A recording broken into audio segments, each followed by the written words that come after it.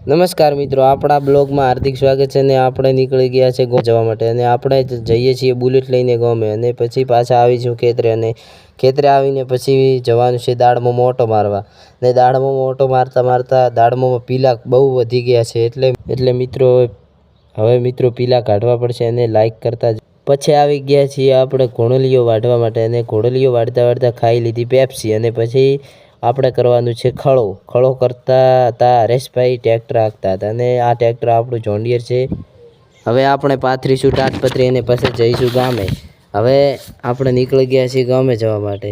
આપ જોતા રહો અને પછી ખસકાઈ મેળશું ગામે અને પછી હવે મિત્રો પહોંચી ગયા છીએ આપણે ગામે અને પછી જે ટોલો વળગાડવાની છે અને આપણી કરમની કઠણાઈ એટલી છે કે હૂક વળગાડવું પડશે અને હૂક વળગાડેલું નથી. હૂક વળગાડી દીધું છે અને પછી વળગાડી નાખ્યું છે મિત્રો ટોલું અને પછી આ જોઈ શકો છો આપ પાછળ ટોલું વળગાડી નાખ્યું છે અને પાછળ પડી છે મિત્રો.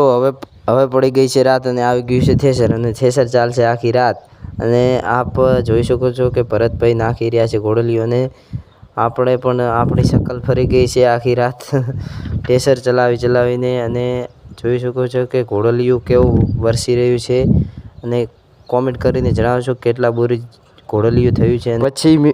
પછી મિત્રો લાવી નાખ્યો નાસ્તો ગોળ અને સિંગ અને પછી ખાઈને હવે સૂઈ જશું અને આવા બ્લોગમાં મળતા રહીશું અને લાઈક કરો, શેર કરો, સબસ્ક્રાઈબ